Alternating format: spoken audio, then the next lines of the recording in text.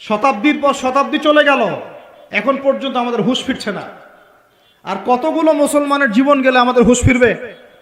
যেদিন আমার বাড়িতে বোম পড়বে ওই দিন হুঁশ ফিরবে, যেদিন আমার বাসায় এসে বোমটা পড়বে ওই দিন হুঁশ ফিরবে, চোখ খুলবে আমাদের। একটা একটা করে ওদের এজেন্ডা ওরা বাস্তবায়ন করেছে। ওদের বলতে কাদের বুঝাচ্ছি এটা আপনারা বুঝে নেবেন। সব কথা সব জায়গায় খোলামেলা বলা যাবে না, এটা আপনারাও বুঝতে পারেন। তবে একটা দিকে ইন্ডিকেট করছি আমি, সেটা হলো পশ্চিমা সভ্যতা। কোন সভ্যতা? এদের একটা এজেন্ডা, তারা পুরো বিশ্বটাকে শাসন করতে চায়, এটা ওদের এজেন্ডা। এই এজেন্ডাটাকে বাস্তবায়ন করার জন্য তারা প্রথমত মুসলমানদের মধ্যে বিভক্তি সৃষ্টি করেছে, তারপরে মুসলমানদেরকে 60-70টা রাষ্ট্রে বিভক্ত করে দিয়েছে, মুসলমানদের খেলাফত ব্যবস্থাকে ধ্বংস করে দিয়েছে, মুসলমানদের অর্থনীতির মধ্যে সুদ চালু করে দিয়েছে। এরপরে সংস্কৃতির অঙ্গনের মধ্যে শিরকের বিষ বাষ্প ঢুকিয়ে দিয়েছে। এরা মুসলমানদের সাথে এমন প্রতারণা করেছে যে মুসলমানরা ওকে যদি বন্ধুরূপে গ্রহণ করে ওর আর শত্রুর প্রয়োজন নাই। ওরা আরো কি করেছে? ওরা আমাদের শিক্ষা ব্যবস্থাটাকেও ধ্বংস করার চেষ্টা করেছে এবং আস্তে আস্তে সেদিকে তারা সফলও হচ্ছে। এরপরে আমাদের হুঁশ ফিরছে না। আর যখন মুসলমানরা ঈমান, কালিমা এসব চেতনা নিয়ে দাঁড়ানোর চেষ্টা করেছে, যারাই দাঁড়ানোর চেষ্টা করেছে ওই প্রত্যেকটা রাষ্ট্রকে তারা আক্রমণ করেছে। বিশ্বের বুকে তাকিয়ে দেখেন, একটা একটা করে নাম মেনশন করা যাবে। এরপরে আমরা পড়ে আছি আমাদের সেই ছোট চিন্তার মধ্য দিয়ে, ক্ষুদ্র চিন্তা নিয়ে, কে কোন দল করি আর কে কোন সংগঠন করি, কে কোন রাজনৈতিক দল করি, কে কোথায় হাত বাঁধি, কে আমিন জোরে বলি, কে আস্তে বলি, এইগুলি আমাদের আলোচনার বিষয় হয়ে গেছে। এখন পর্যন্ত বুঝতে পারলাম না যে আমরা সবাই মিলে একটা জাতি, একটা উম্মাহ। আমাদেরকে আল্লাহ দায়িত্ব দিয়েছেন আল্লাহর জমিনে খেলাফতের দায়িত্ব। আল্লাহ পাক আদম আলাইহিস সালামকে এই জমিনে খলিফা করে পাঠিয়েছেন। নূহ আলাইহিস সালাম এই জমিন আল্লাহর খলিফা ছিলেন, ইব্রাহিম খলিফা ছিলেন, মুসা খলিফা ছিলেন, দাউদ খলিফা ছিলেন, সুলাইমান খলিফা ছিলেন, ইউসুফ খলিফা ছিলেন, মুসা ঈসা খলিফা ছিলেন, মুহাম্মদ রাসূলুল্লাহ সাল্লাল্লাহু আলাইহি ওয়াসাল্লাম আল্লাহর খলিফা ছিলেন। এরপরে আবু বকর সিদ্দিক, ওমর, ওসমান, আলী তারা আল্লাহর খেলাফতের দায়িত্ব পালন করেছেন। তখন মুসলমানরা বীরের মতো মাথা উঁচু করে বেঁচেছিল। একজন মুসলমানের গায়ে হাত তুলবে আর একটা মুসলমান মেয়ের ইজ্জত নষ্ট করবে, এই দুঃসাহস দেখানোর সাহস পুরো বিশ্বের কোথাও ছিল না। আর আজকে আমাদের চোখের সামনে হাজার হাজার মুসলমান, একটা টু শব্দ করার কোনো সুযোগ নেই আমাদের।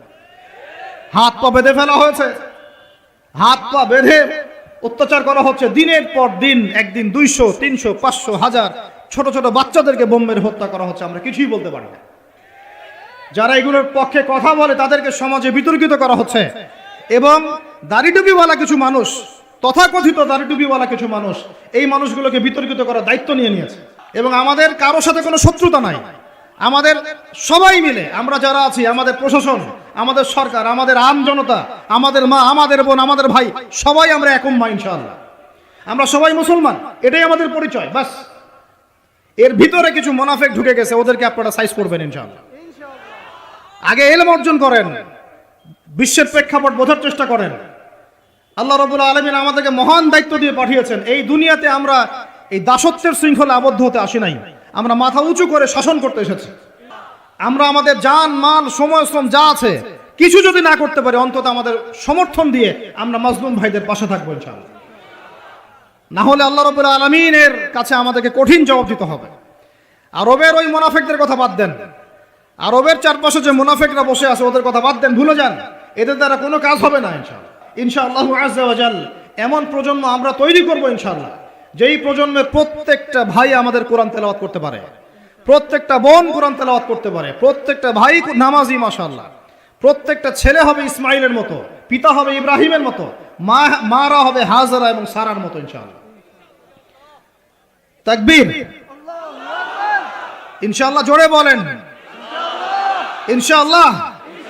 আমরা এমন প্রজন্ম গড়ব ইনশাআল্লাহ, যে প্রজন্মের এক একটা ছেলে হবে ইসমাইলের মতো, এক একটা পিতা হবে ইব্রাহিমের মতো, এক একটা মা বোন হবে হাজরার মতো ইনশাআল্লাহ, সারা আলাইহিস সালামের মতো। আপনি 10টা বাচ্চা না নিয়ে একটা বাচ্চা নেন, ওই একটা বাচ্চাকে আপনি খালিদের মতো বড় করেন। একটা মেয়ে আপনি মানুষ করেন আয়েশা রাদিয়াল্লাহু আনহার মতো।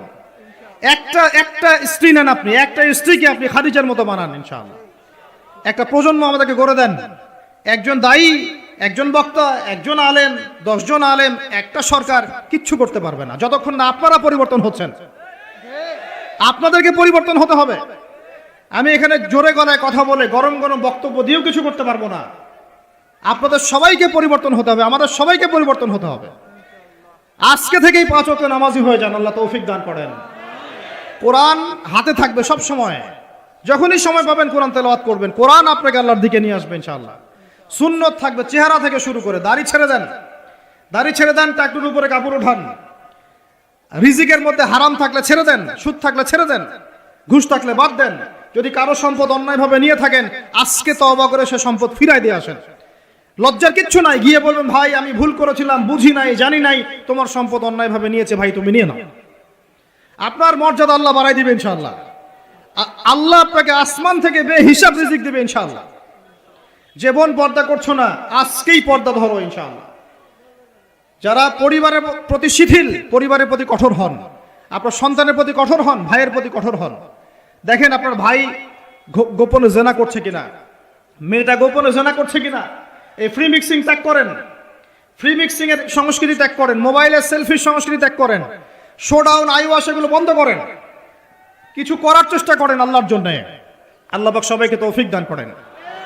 যারা আমরা মাদ্রাসায় পড়ি, আমরা যারা মাদ্রাসায় টুকটাক যাওয়া আসা করি, আমাদের জীবনের উদ্দেশ্য যেন এমন না হয় যে একটা ইমামতি হলেই বাস কাম খালাস। না, একটা ইমামতির জন্য আল্লাহ আপনাকে সৃষ্টি করেন নাই। একটা বই লিখেছি বাস অনেক কিছু হয়ে গেছে, একটা মাদ্রাসা প্রতিষ্ঠা করেছি বাস অনেক কিছু করে ফেলেছি, এমন ভাবে কখনো চিন্তা করবেন না। স্বপ্ন বড় করেন, লম্বা স্বপ্ন দেখেন, দীর্ঘ স্বপ্ন দেখেন, বাইতুল মুকাদ্দাস পর্যন্ত স্বপ্ন নিয়ে যান, আল্লাহ তৌফিক দান করেন। আর আমরা কোনো বিচ্ছিন্ন জনগোষ্ঠী না, আমরা একা একা কখনো আইন হাতে তুলে নিব না, ঠিক আছে? আমরা একটা পুরো জাতি করবো ইনশাআল্লাহ, ওই জাতিগতভাবে আমরা এগিয়ে যাবো ইনশাআল্লাহ। আল্লাহ পাক আমাদের প্রশাসনকে হেদায়েত দেন, সরকারকে হেদায়েত দেন, আম জনগণকে হেদায়েত দেন, মা বোনদেরকে হেদায়েত দেন, যুবক ভাইদেরকে হেদায়েত দেন। আর আমাদের এক একটা বাচ্চাকে আমরা আবু উবাইদার মতো বড় করবো ইনশাআল্লাহ, ইনশাআল্লাহ আযজা ওয়া জাল। আল্লাহ রাব্বুল আলামিন আমাদেরকে বলছেন ওয়াল আসর, হে মুমিনরা সময়ের কসম করে বলছি, আমি আল্লাহ সময়ের কসম করে বলছি। সময়ের কসম কি বুঝি ভাই? সময় আমাদের জীবনের সবচেয়ে ইম্পর্টেন্ট জিনিস। আল্লাহ পাক অহেতুক কোনো বিষয় শপথ করবেন না তো। আল্লাহ পাক যখন কোনো কিছুর কসম করেন, সবচেয়ে শ্রেষ্ঠ বিষয়ের কসম করেন। তাহলে আমাদের জীবনের সবচেয়ে শ্রেষ্ঠ বিষয় কি? আরো জোরে বলেন। এই সময়টা আপনি একটু ঠান্ডা মাথায় বাসায় গিয়ে চিন্তা করেন। আজকে আদনান ভাই ওয়াজ করে গেছে, আমি একটু চিন্তা করি, আপনার আমার হায়াত সর্বোচ্চ হয়তো 60-70 বছর, আরো হয়তো আল্লাহ বাড়াই দিলে 100 বছর, এর বেশি গড়াইও আমাদের নাই, আছে? এখন আপনার বয়স কত? কারো 20, 25, 30, 40, 50, ঠিক না? ঠিক। এখন আপনি বাসায় গিয়ে চিন্তা করে দেখেন, যদি আমাদের হায়াত হয় 60 বছর, আল্লাহ আমাদেরকে যেন দীর্ঘ নেক হায়াত দারাজ করেন, আমিন। আমাদের ভাইদেরকে, বোনদেরকে, ওলামায়ে কেরামকে, আমাদের নেতাদেরকে, সবাইকে আল্লাহ পাক দীর্ঘ নেক হায়াত দারাজ করেন। এখন কথা হচ্ছে, যদি ধরে নেই যে আমাদের হায়াত 7 বছর, আপনার আমার বয়স থেকে কিন্তু 30, 40, 50 বছর অলরেডি চলে গেছে। এখন চিন্তা করবেন যে এই সময় যেটা চলে গেল, এই সময়ের মধ্যে আমি কতটুকু নামাজ পড়েছি, কতটুকু রোজা রেখেছি, যাকাত দিয়েছি কতটুকু, হজ ফরজ হয়েছে করেছি কিনা, দিনের পথে আমার অবদান কি, দিনের পথে আমার অবদান কি, আল্লাহর দিনকে যে আল্লাহ সাহায্য করতে বললেন আমি কি করেছি, এই চিন্তাটুকু বাসায় গিয়ে করেন। এর সাথে এই চিন্তাটাও করেন যে এই 30, 40, 50 বছরে আমরা গোনাহ করলাম কতগুলা, কতদিন নামাজ পড়ি নাই, কতদিন রোজা রাখি নাই, কতদিন সুদ খাইলাম, কতগুলো মেয়ের সাথে আমার সম্পর্ক ভাই, জেনা, সুদ আর ঘুষ আর ব্যভিচার আর অশ্লীলতার সয়লাব চলতেছে আমাদের শহরগুলোতে। এই শীতকালের মৌসুম, বিভিন্ন জায়গায় ধুম ধারাক্কা গান বাজতেছে, দেখেন না আপনারা? শোনেন, যখন মানুষ বক ধার্মিক হয় তখন সমাজটা এরকম হয়। আপনি মনে করছেন নামাজ তো আমি 5 ওয়াক্ত পড়ি, আমার তো কোনো সমস্যা নাই, রোজা তো আমি রাখি, কোনো সমস্যা নাই, সৎ কাজে আদেশ তো করতেছেন, অসৎ কাজের কোনো নিষেধ নাই, তখন সমাজটা কেমন হবে জানেন? সমাজটা হবে এমন, মসজিদে নামাজও হবে, পাশে পিকনিকের এরকম ঢোল তবলা বাজবে। কারণ সৎ কাজে আদেশ তো আপনি করছেন, অসৎ কাজে নিষেধ নাই। সমাজ পরিবর্তন হবে তখনই যখন সৎ কাজের আদেশের সাথে সাথে বলেন অসৎ কাজে নিষেধও থাকবে। অমুসলিমরা কি করে করে ওইটা দেখার দায়িত্ব আমাদের না। মুসলমানের সন্তানরা যেন কখনো এরকম ঢাকঢোল না পিটায়। সারা রাত জেগে এগুলা করবা, মানুষের ঘুম নষ্ট, হার্টের পেশেন্ট আছে, এইটা আছে ওইটা আছে। সামাজিক প্রতিবাদ করবেন, একদম সামাজিকভাবে প্রতিবাদ করবেন। এগুলো বন্ধ না করতে পারলে আমাদের সমাজের নূর নষ্ট হয়ে যাবে। এখন যে কথাটাই আসেন, এই 60-70 বছরে কত পাপ করেছে হিসাব নাই। এই পাপগুলো লিস্ট করেন, দেখেন চোখ দিয়ে পানি ঝরতে থাকবে। আমার কথায় নারাজ হচ্ছেন?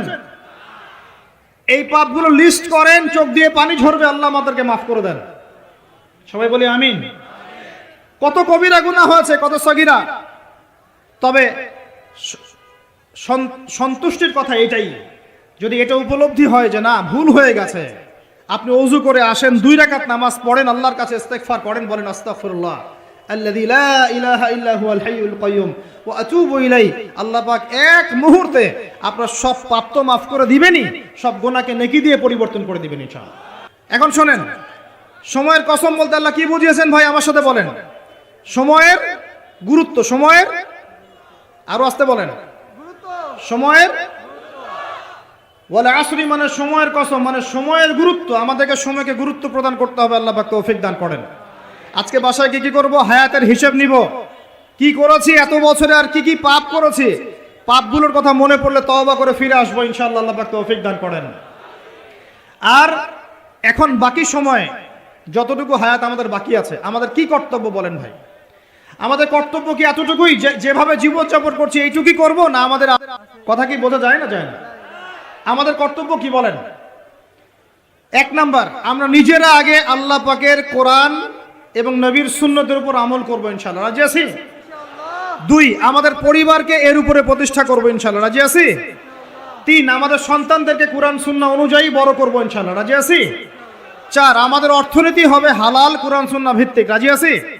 5, আমাদের শিক্ষা হবে কোরআন সুন্নাহ ভিত্তিক। রাজি আছেন? আমাদের সামাজিক যে সিস্টেম এটা হবে কোরআন সুন্নাহ ভিত্তিক। রাজি আছেন? এর উপরে আমি গেলাম না। সমাজ পরিবর্তন হলে উপরটা এমনি পরিবর্তন হয়ে যাবে ইনশাআল্লাহ, অটোমেটিক্যালি। ওয়াল আসরি, সময়ের কসম। আরেকটা বিষয়, সময়ের কসম বলতে আল্লাহ পাক এটাও বুঝিয়েছেন, একটু অতীতের দিকে তাকায় দেখেন। কোন দিকে? অতীতের দিকে, পাস্টের দিকে তাকান, অতীতের দিকে তাকান। যুগ যুগ ধরে একটা সুন্নতের দিকে আপনি তাকান, যে পৃথিবীর শুরু থেকে কিয়ামত পর্যন্ত আল্লাহ পাকের একটা সুন্নত আছে। আল্লাহর সুন্নত কি? আল্লাহর সুন্নত এটা, প্রত্যেক যুগে যুগে যে বা যারাই আল্লাহর বিধান মেনে চলেছে, আল্লাহ পাক তাদেরকে দুনিয়াতেও সমৃদ্ধি দিয়েছেন, পরকালেও জান্নাত দিয়েছেন। সুবহানাল্লাহ। আর দুনিয়াতে প্রত্যেক যুগে যুগে যে বা যারাই আল্লাহর বিধান মানে নাই, রাসূলের বিধান মানে নাই, আল্লাহ দুনিয়াতে লাঞ্ছিত করেছেন, পরকালে জাহান্নাম দিয়েছেন। বলেন নাউজুবিল্লাহ। আমার কথা বুঝতে পারলেন ভাই? আরো একবার রিপিট করছি, আল্লাহর সুন্নত কি? আল্লাহর সুন্নত হচ্ছে প্রত্যেক যুগে যুগে যে বা যারাই আল্লাহ এবং তার রাসূলের বিধান মেনে চলেছে, আল্লাহ দুনিয়াতেও সুখী করেছেন, পরকালেও জান্নাত দিয়েছে। প্রত্যেক যুগে যুগে যে বা যারাই দুনিয়াতে আল্লাহ এবং তার রাসূলের বিধান মেনে চলে নাই, দুনিয়াতেও লাঞ্ছনা, পরকালেও বলেন লাঞ্ছনা। এখন একটা এক্সাম্পল দেই, নূহ আলাইহিস সালামের যুগ দেখেন, যারা আল্লাহর বিধান মেনেছে আল্লাহ নাজাত দিয়েছেন, মানে নাই ডুবিয়ে মেরেছেন। ঠিক আছে কথা? মূসার যুগ দেখেন আলাইহিস সালাম, আল্লাহর বিধান মেনেছে, বনু ইসরাইলকে নাজাত দিয়েছেন, মানে নাই ফেরাউনকে ডুবায় মেরেছেন।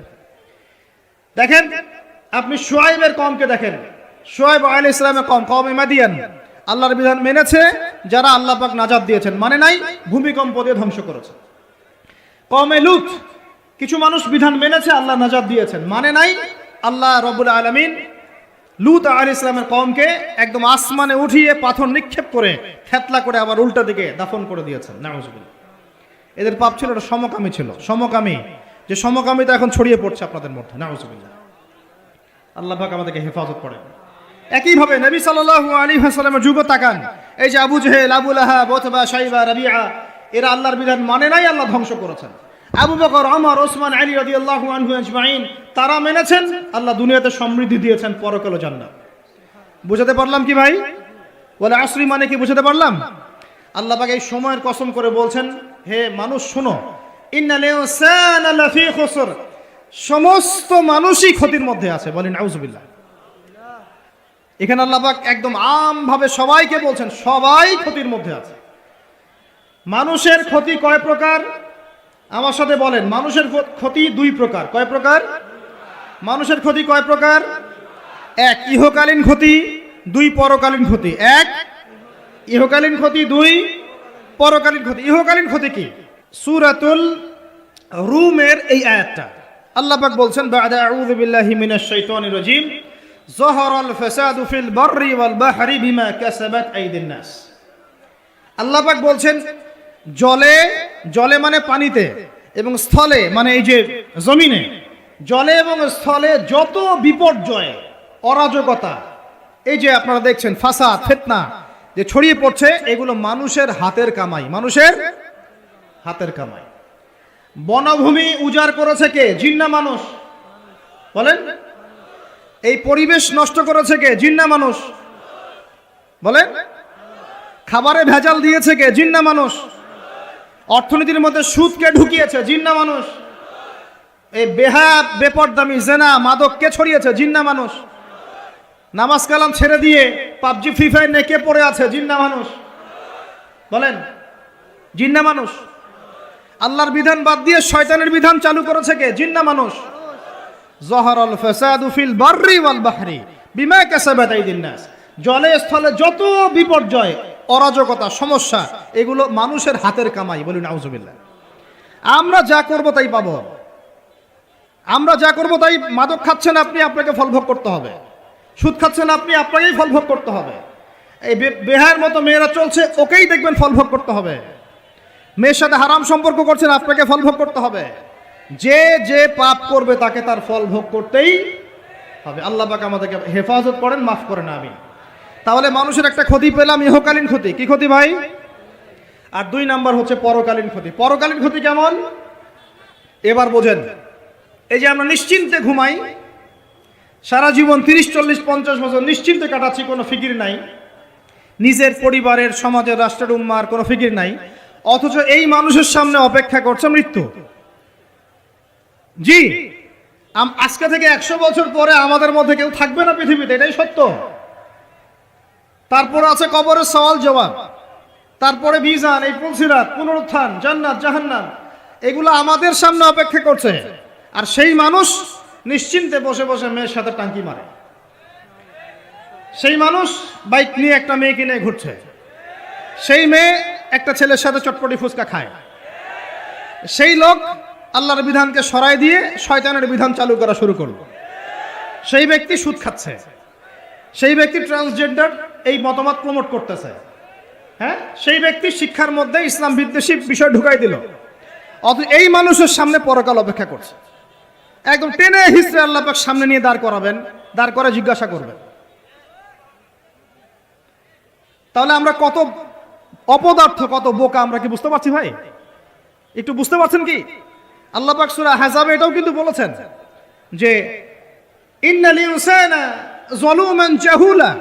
এর আগে আল্লাহ বলেন ওয়ালাকাদ আরাদনাল আমানাতা আলাস সামাওয়াতি ওয়াল আরদি ওয়াল জিবাল, ওয়ালাকাদ আরাদনাল আমানাতা আলাস সামাওয়াতি ওয়াল আরদি ওয়াল জিবাল ফাআবাইনা আন ইয়াহমিলনাহা ওয়া আশফাকনা মিনহা ফাহামালাহা আল ইনসান। সুবহানাল্লাহ। আল্লাহুম্মা লা ইলমা লানা ইল্লা মা আল্লামতানা ইন্নাকা আনতাল আলিমুল হাকিম। আলহামদুলিল্লাহ। আয়াতের অর্থ শুনেন। মানুষ যে জালেম, জাহেল, আমরা যে অপদার্থ, আল্লাহ পাক কি বলছেন শুনুন। আল্লাহ বলছেন ওয়ালাকাদ আরাদনাল আমানাতা আলাস সামাওয়াতি ওয়াল আরদি ওয়াল জিবাল।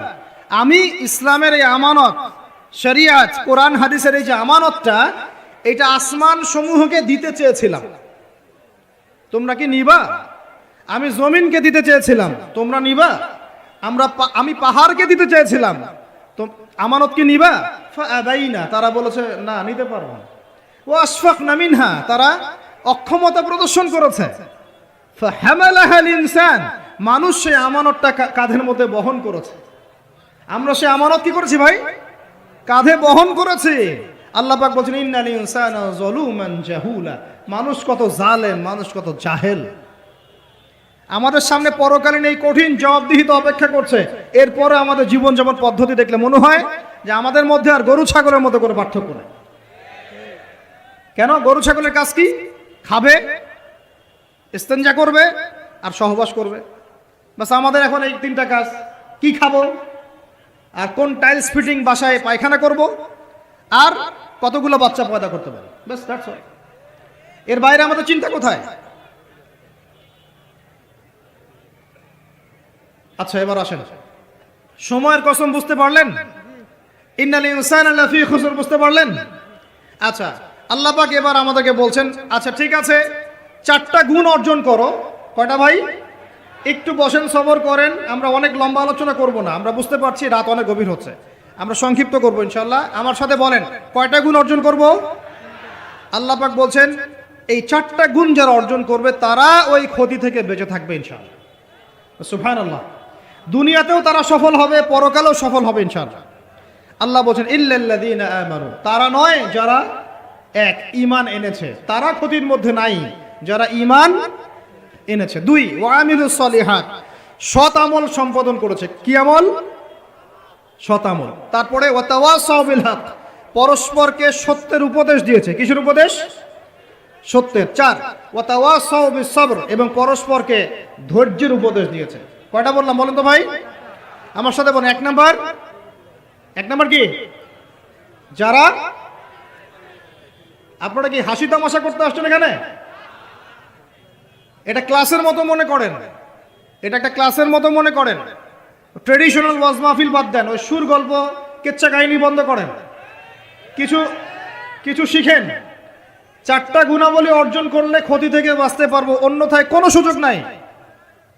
যত বড় ফকিহ হন, আলেম হন, মুহাদ্দিস হন, মুফাসসির হন, পলিটিক্যাল নেতা হন, কোনো লাভ নাই, কিচ্ছু হবে না পরকালে, একদম নাজাতের রাস্তা বন্ধ যদি 4টা গুণাবলী অর্জন না করতে পারি। কয়টা ভাই? 1 নাম্বার ইল্লাল্লাযীনা আমানু, যারা ঈমানদার হয়েছে। 1 নাম্বার কি?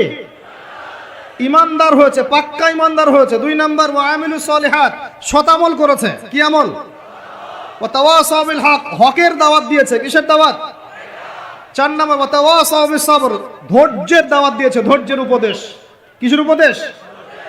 এটা কি শুধু একজন ব্যক্তির উপরে বর্তাবে, না সবার উপর দায়িত্ব? এই সূরায় কি শুধু আলেমদেরকে উদ্দেশ্য করা হচ্ছে? শুধু মুফাসসিরদেরকে, শুধু মুহাদ্দিসদেরকে, শুধু বক্তাদেরকে, নাকি সবাইকে? এই সবাই মিলে যখন এই 4টা গুণাবলী অর্জন করবেন, দেখবেন ইনশাআল্লাহ দুনিয়াতেও বিজয় আমাদের, পরকালে আমাদের ইনশাআল্লাহ। এবার একটু ব্যাখ্যা করি সংক্ষিপ্ত করে। ঈমান মানে কি? ঈমান অর্থ কি? বিশ্বাস। ঈমানের পিলার কয়টা? ঈমানের স্তম্ভ পিলার কয়টা? বলেন 6টা। কয়টা? আমার সাথে বলেন, কয়টা? 1 নাম্বার আল্লাহ বিশ্বাস। কোথায় বিশ্বাস? এক আল্লাহ বিশ্বাস, আল্লাহ ছাড়া কোনো মাবুদ নাই, এবং আল্লাহর তাওহীদে বিশ্বাস, শিরক থেকে দূরে থাকা। 2, আল্লাহ পাকের মালায়েকা ফেরেশতা মণ্ডলীতে বিশ্বাস। ফেরেশতায় বিশ্বাস করি তো ইনশাআল্লাহ? এই জায়গাটাতে ফেরেশতারা আছেন, বিশ্বাস করেন? আমাদের 2 কাঁধে ফেরেশতা আছেন, বিশ্বাস করেন? আপনি যখন আয়াতুল কুরসি পড়ে ঘুমান, তখন একজন ফেরেশতা আপনাকে পাহারা দেন, বিশ্বাস করেন? সুবহানাল্লাহ, সুবহানাল্লাহ। এরকম অগণিত অসংখ্য ফেরেশতা আছে আল্লাহ পাকের। কতগুলা? এই আরশে আজিম, এই আমরা বলি আরশে আজিম, একটা জায়গা আছে 7ম আসমানের উপরে, তার নাম হলো বাইতুল মামুর। কি নাম? বাইতুল। ওটা হচ্ছে একটা ফেরেশতাদের তাওয়াফ করার জায়গা। আমরা যেমন কাবা ঘরে তাওয়াফ করি না? করি না? কারা কারা করেছেন হাত তোলেন। মাশাআল্লাহ, মাশাআল্লাহ। আল্লাহ পাক আরো বেশি করার তৌফিক দান করেন, আর যারা করে নাই তাদেরকেও তৌফিক দান করেন। আল্লাহ পাক সবাইকে হজ করার তৌফিক দান করেন।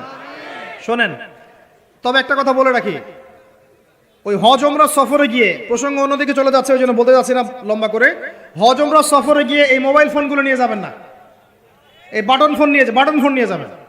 এই মোবাইল ফোন হজ উমরা সফরও নষ্ট করে ফেলেছে। এই হজ উমরা সফরে আমরা দেখে আসলাম যে মোবাইল ফোনের কারণে মানুষ ইবাদতের যে নূর নষ্ট করে ফেলেছে। ওখানে গিয়ে সেলফি, শোডাউন, এইটা ওইটা, আল্লাহ মাফ করেন আমাদের। আর সুবহানাল্লাহ, মানুষ এখন হারাম এলাকাতেও দেখি সিগারেট খায় বসে বসে। হ্যাঁ, হারামের বাইরে, মসজিদ নববীর বাইরে আমি তো দেখেছি এক মহিলাকেও সিগারেট খাইতে। কথা বুঝতে পারছেন? মানুষের সাইকোলজি এমন হয়ে গেছে এখন যে নববী হারাম এগুলোর পাশে বসে মানুষ সিগারেট খাচ্ছে, স্মোক করতেছে। আপনারা যারা এই সফরে গিয়েছেন বা যাবেন ভবিষ্যতে, এই ফোন আর এই জিনিসগুলো আপনারা কখনো, খবরদার এগুলো কখনো করতে যাবেন না। সিগারেট তো এমনিতেই খাবেন না, বলছি মোবাইল ফোনও নিয়ে যাবেন না, এই স্মার্টফোনটা নিয়ে যাবেন না। যে ফোনটাতে বাটন কথা বলা যায় এতটুকু নিয়ে যাবেন। যদি নিয়ে যেতেই হয় এটাকে হোটেলে বা কোথাও রেখে আসবেন, ইবাদতের মধ্যে এটা নিয়ে যাবেন। যাই হোক, ওইদিকে যাচ্ছি না, ওইটা অন্য প্রসঙ্গ।